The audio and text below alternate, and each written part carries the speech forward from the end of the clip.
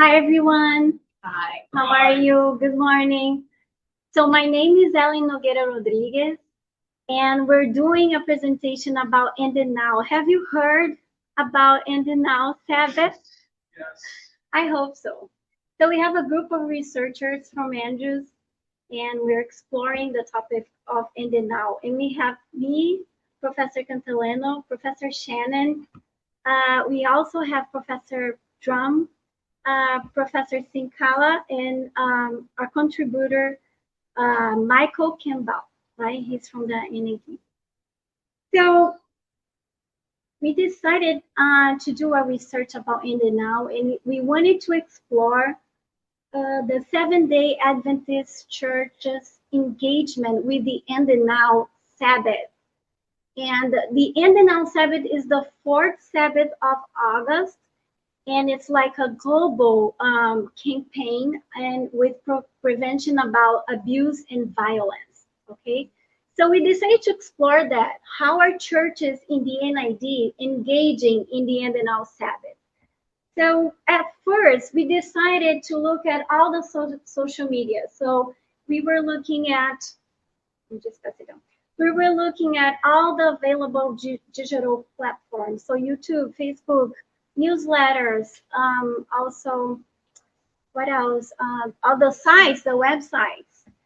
But then we also decided to extend the research to contact the pastors, the clerks, and the secretaries of the churches to understand how they're engaging and using the Enditnow Sabbath and also the materials from Enditnow. So the research process. We selected a stratified random sample of 521 churches from the NID. And like I said, we analyzed each congregational website, bulletin, Facebook, YouTube channel, and we searched for evidence of if the churches are observing the Enditnow Sabbath. And we also contacted via email address and phone numbers with the pastors and secretaries and clergies. So we contacted 295 pastors, elders, and secretaries. Of the 521 churches sample, we called 295, and 43 pastors were spoken to.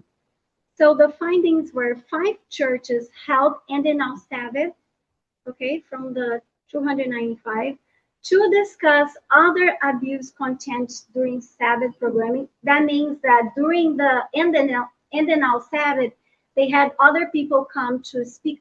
They were not actually using the materials. We also have 3 pastors that said that Enditnow was not relevant to their churches. So the assumption was, oh, this is not a topic that is really important or relevant to the church. 3 pastors refer to their wives as best contact. So when we call the pastors, they said, talk to my wife because I'm not knowledgeable about Enditnow, but my wife maybe is more knowledgeable about it. So 41.8% pastors, secretaries, or clerks who had not heard of Enditnow. And the last one, 4 websites, YouTube, and social media actually feature Enditnow. So now we have the implications and some conclusions.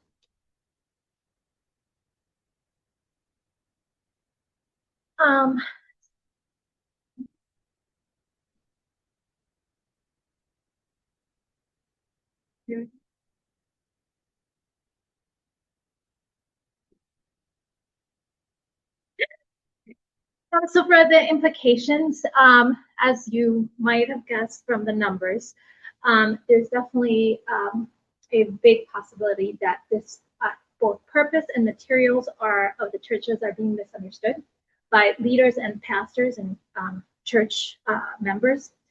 We also thought about, okay, well, if we are using the diffusion of innovations theory, we know that we definitely have innovators and early adopters, and our early adopters would have been the women's ministry, who has kind of really supported this material and talked about it.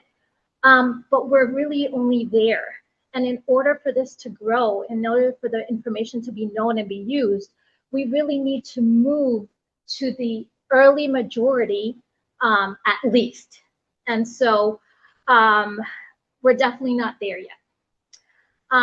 Also, we know that Enditnow is now in need of a campaign to be able to go past that awareness stage. So people know that the Enditnow exists, but they're not sure what to do with it. So we really kind of need to move forward and do an awareness and persuasion campaign so that people know about it and use the important materials and are able to actually meet the purpose of this. Our conclusions is that Enditnow remains dramatically underutilized. Also, it's valuable in addressing that these sensitive topics are not being really talked about in our churches.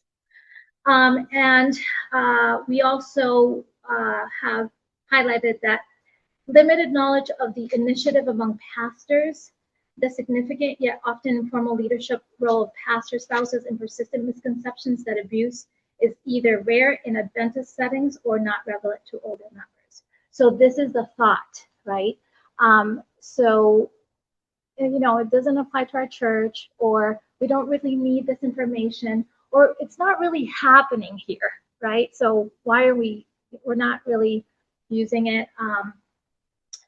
I spoke to one pastor mentioned, well, I think when it was presented, the topics were, like, the information was misinterpreted when it was being told by others.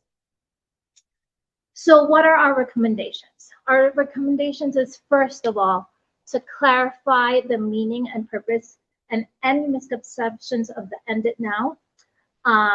And the way that we can do this is by frequently presenting this topic, talking more about it, telling churches more of really what the purpose is, because it's very clear when you go through the materials of the Enditnow, it's there, right? So it's just not being presented in a way that people are understanding it. So that's one of our recommendations. Our other recommendation is to increase the number of church advocates. The more advocates we have in each church, the better this information is going to be diffused, right? So this is another important thing. The other thing is to be able to actually change those misconceptions and negative attitudes by talking about, yes, this applies to all of us. Even if we think that it doesn't apply, it definitely applies to all of us. We also thought about a recommendation if we could actually create maybe some volunteer area coordinators to kind of oversee the church advocates. So if we had a church advocate in every church, this would really, really help, right? But what do they do? Well, if we have volunteers that are there to coordinate them and kind of see the progress, we're definitely going to see more information being utilized. And then diffuse the information for purpose, meaning, data, and address misconceptions through presentations to ministerial directors, pastors, and leaders. What we're thinking about is, if we talk to the ministerial leaders, they're going to talk to their pastors. If their pastors know about this, they're going to talk to their leaders. If their leaders know about this, they're going to talk to the church, right? So we're really trying to get up for the ministerial leaders to really see the importance of this information. And then we asked to diffuse the information in the fiscal year in the leadership training. So the leadership trainings are where we are able to kind of really give the information to the leaders of the church. And so we're able to put this message out there and give this information and materials there, that could be a very big possibility of diffusing this information more. And finally, we really need to involve more than just women's ministry. This is not a women's ministry alone. This needs to be a men's ministry because it affects men. It needs to be a youth ministry because it affects youth. Youth that are dating, they could go through abuse and domestic violence. I mean, intimate partner abuse. And also family ministries. They need to be there as well because this really impacts the church, the whole church. So if we are able to get more people on board to take this message, I think definitely the materials and the purpose will definitely